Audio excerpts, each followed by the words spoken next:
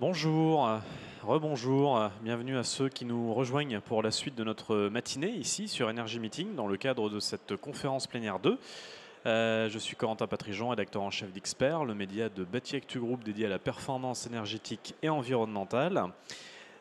Aujourd'hui, c'est également la journée de l'efficacité énergétique et environnementale. On a parlé dans la première partie de cette matinée de RE 2020, de CAP 2030, de hors-site. Et on va maintenant écouter à midi Kevin Vasseur, directeur de la valorisation et de l'héritage à la Solideo, la société de livraison des ouvrages olympiques, nous parler justement de la réversibilité des ouvrages olympiques pour cette présentation intitulée Vers un héritage durable et désirable. Monsieur, vous avez la parole. Merci Corentin. Bonjour à toutes et tous, effectivement je suis Kevin Vasseur, je suis directeur de la valorisation et de l'héritage à la Solideo, société de livraison des ouvrages olympiques. Alors vous me direz, aujourd'hui les Jeux Olympiques c'est terminé. Eh bien non, puisque nous avons un acte 2, une mission à atteindre pour reconvertir les sites et permettre l'arrivée des premiers habitants et usagers en 2025. Et donc le premier acte, il a été jusqu'à juin 2024. On a livré les 70 ouvrages olympiques pérennes pour les Jeux. Et aujourd'hui, donc, on veille à leur reconversion sur l'année 2025.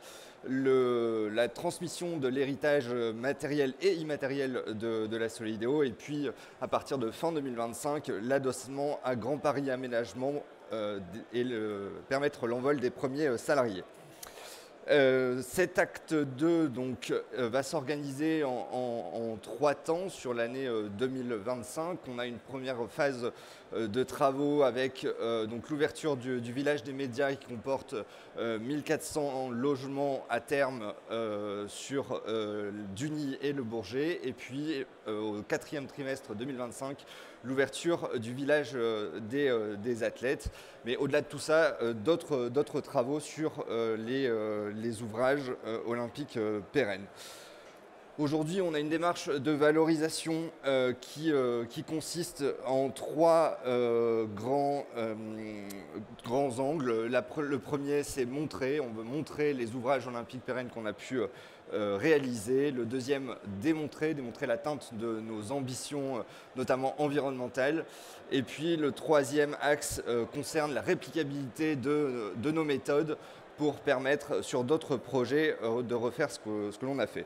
Et pour cela, donc, on rassemble sur notre nouveau site internet que vous retrouvez via le QR code un corpus de documents méthodologiques et des outils dans une stratégie d'open data. Et on va organiser en 2025 3 grandes rencontres pour inviter des porteurs de projets, des maîtres d'ouvrage, des concepteurs, des constructeurs pour échanger sur 3 grandes thématiques. Tout d'abord, le 26 mars, on parlera de concevoir des ouvrages environnementalement exemplaires.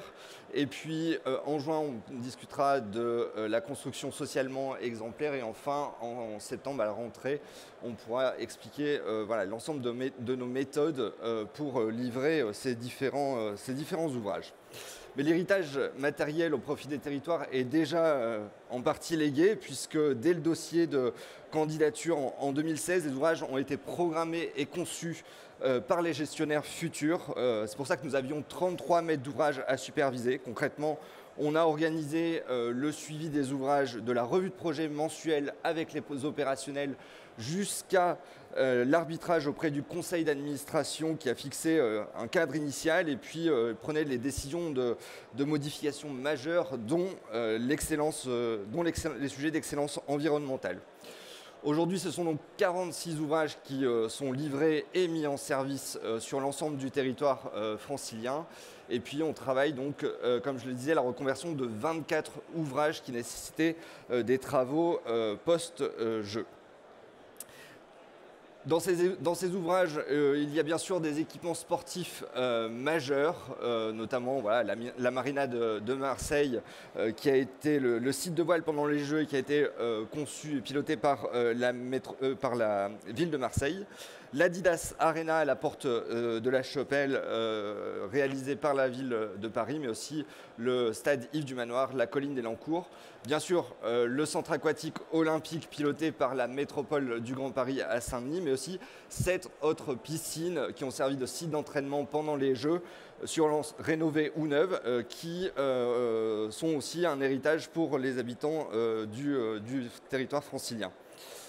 Nous avons également réalisé des équipements publics et sportifs, notamment des rénovations sur des gymnases, des équipements sportifs de proximité comme au Bourget, ou des équipements majeurs comme le Prisme qui vient d'être inauguré à Bobigny. Mais aussi les deux nouveaux quartiers de ville. Le premier, le village des athlètes à Saint-Denis, Saint-Ouen et l'île Saint-Denis qui sur 50 hectares, accueillera fin d'année donc 6 000 nouveaux habitants et 6 000 nouveaux salariés, avec là des travaux de reconversion qui sont actuellement en cours depuis le mois de novembre 2024. Dans les bâtiments, il s'agit principalement des sujets de reconversion de logements en bureaux, mais aussi des dépôts de cloisons dans des logements avec des enjeux de réemploi qui sont face à nous, et puis l'installation bien sûr de cuisine pour les équiper pour la phase héritage.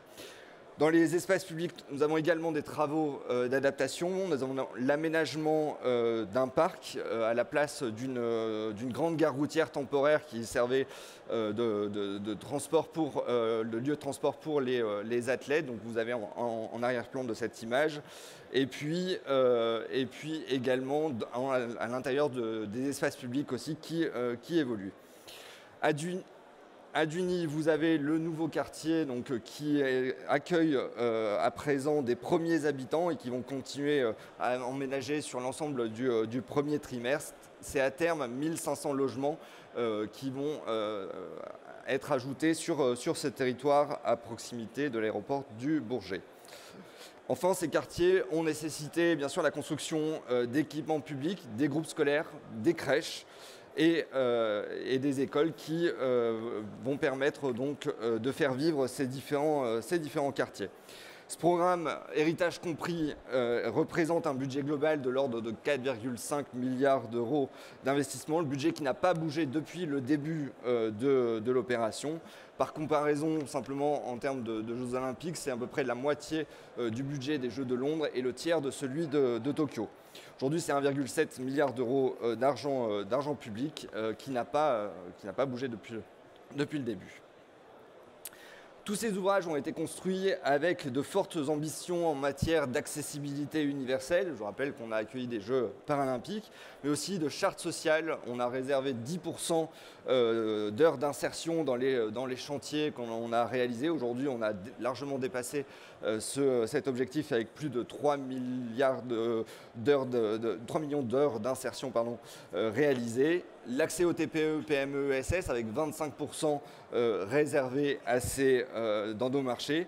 Et puis la sécurité sur les chantiers, on a relevé 4 fois moins d'accidents que sur des chantiers classiques. Et puis également, bien sûr, l'objectif de construire une ville durable et désirable pour 2050. Pour cela, on a défini en 2018 4 axes prioritaires pour lesquels vous retrouverez un premier bilan dans notre rapport environnemental que vous pouvez télécharger via ce QR code. Et ces 4 axes, donc, le premier concerne la neutralité carbone, donc réduire les émissions carbone pour tendre vers sa neutralité en 2050 sur l'ensemble du cycle de vie, promouvoir l'économie circulaire à toutes les phases, assurer le confort thermique en ville, faire de la ville un support de biodiversité. Je vais maintenant vous montrer quelques exemples qu'on a pu mettre en œuvre dans les différents projets. Aujourd'hui, on définit les conditions de réplicabilité en termes de matériaux et d'énergie concernant la neutralité carbone. Par exemple, à l'échelle du village des athlètes, on a réduit de 47% le bilan carbone sur l'ensemble du cycle de vie. Tout ça grâce à des avancées techniques en matière de réversibilité, avec notamment de la construction bois. On a travailler avec le CSTB pour rendre possible un quartier complet de 50 hectares en construction bois. Donc ça a nécessité un certain nombre d'ATEX, notamment sur les façades à ossature bois, mais aussi à l'intérieur des bâtiments pour réaliser des douches zéro ressaut sur plancher bois. On a travaillé sur les sujets d'énergie sur l'Adidas Arena à la Porte de la Chapelle en travaillant avec le réseau de chaud et de froid de la ville de Paris pour rendre donc 100% d'énergie renouvelable à terme. Et puis bien sûr le centre aquatique olympique avec sa charpente en catène de bois, la plus grande charpente en catène de bois concave au monde. Mais aussi à l'intérieur du village des athlètes, on a développé, pour permettre donc, de réduire de près de la moitié le bilan carbone sur l'ensemble de cycle du vie, un réseau de chaleur et de froid dans la nappe de l'Yprésien qui permet d'atteindre 65% d'ENR sur ces énergies, tout en réduisant du coup de moins 30% par rapport au réseau existant, le réseau de chaleur de la ville de Saint-Denis et de Saint-Ouen. On a également une stratégie en termes d'économie circulaire. Vous avez ici à droite une image du cours Suzanne Langlaine à Roland-Garros, qui a été couvert dans le cadre des Jeux et dans lequel on a poussé l'utilisation d'acier recyclé. On a atteint 63% d'acier recyclé sur cette charpente, mais aussi au sein du village, à toutes les phases du projet.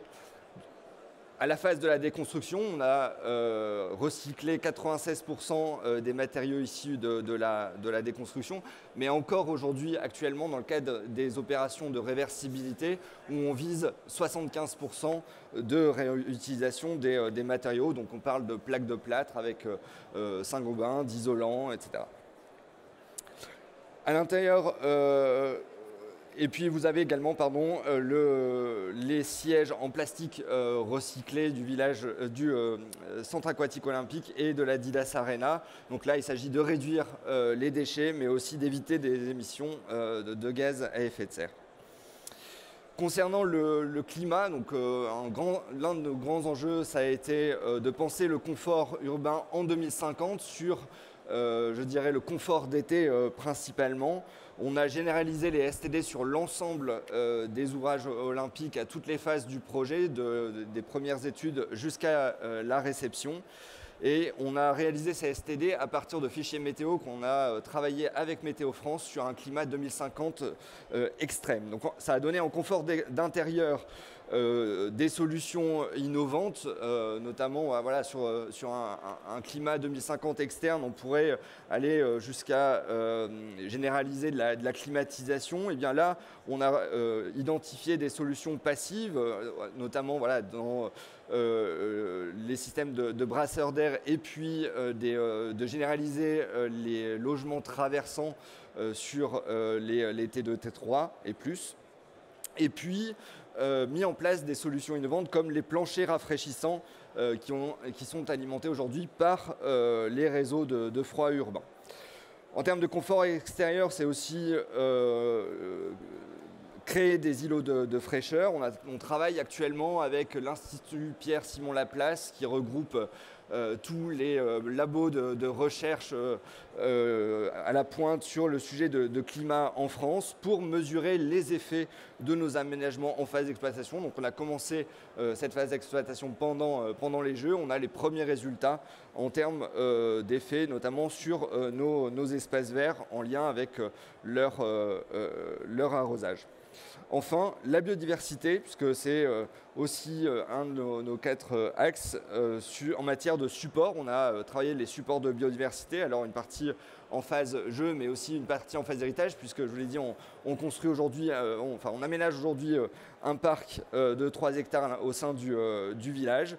Et là aussi, on travaille sur le temps long avec les collectivités, puisqu'on a lancé une démarche de suivi sur le long terme, sur 5 ans, avec la CDC Biodiversité, basé sur à la fois des capteurs pour identifier les espèces présentes, mais aussi sur une démarche participative avec les futurs habitants.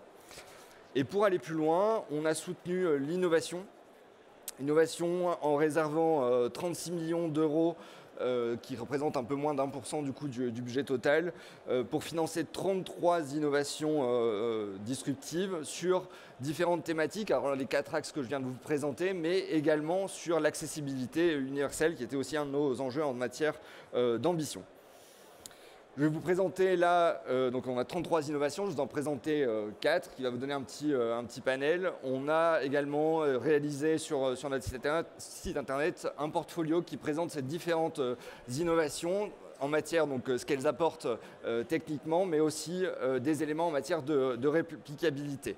La première, c'est un dispositif donc, pour le confort thermique et le confort en général dans la ville, puisqu'il s'agit donc de systèmes de filtration, des aérofiltres qui ont été installés dans les espaces publics du village des athlètes, qui va permettre d'abattre les particules fines sous ces dispositifs et obtenir donc des zones refuges l'été. Donc ces ombrières vont permettre bien sûr d'apporter de l'ombre, de la ventilation par le système de filtration, et puis ça représente un point de repère important au sein du quartier du village.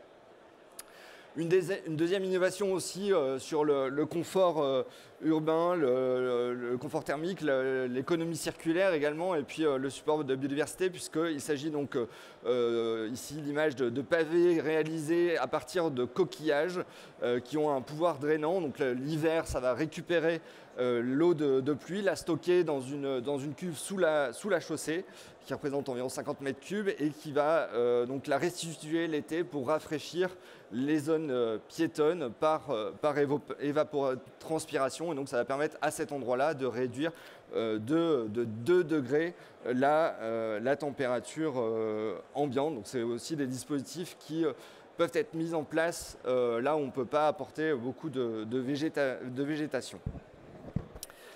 L'économie circulaire, donc là on a un exemple d'un bâtiment cycle qui est développé par ICAD. Il s'agit de 26 logements qui visent à recycler 100% de ces eaux usées grâce à un système de filtration et de traitement des eaux usées qui vont être recyclées à la fois dans les WC, mais également en termes d'arrosage des espaces verts, et on a obtenu donc l'autorisation de l'ARS pour alimenter des lave-linges et le nettoyage des sols. Donc ça, c'est un exemple qui a été soutenu par le fonds de dotation innovation de la Solideo et qui pourrait être répliqué dans le cadre de zones à des contextes à stress hydrique.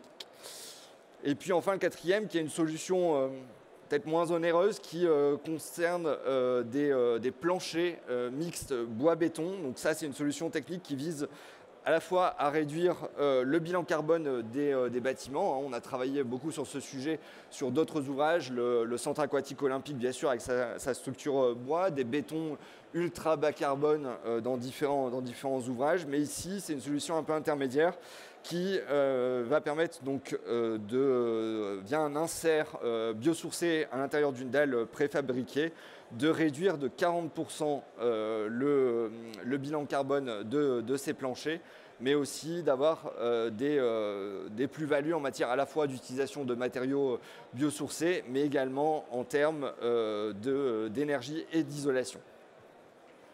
Voilà, alors aujourd'hui, notre objectif, c'est de pouvoir rendre réplicable cette expérience. Donc, je vous invite à consulter notre site internet dans lequel vous allez avoir apparaître au fur et à mesure de l'année 2025 un certain nombre de documents. Et puis, on se croisera peut-être dans l'une des rencontres. Et donc, je vous donne rendez-vous pour la première le 26 mars. Merci Kevin Vasseur. C'est toujours bien de voir que toutes ces choses vont connaître une seconde vie après leur première déjà bien remplie. Est-ce qu'il y a des questions dans la salle? Oui, il y en a une là-bas.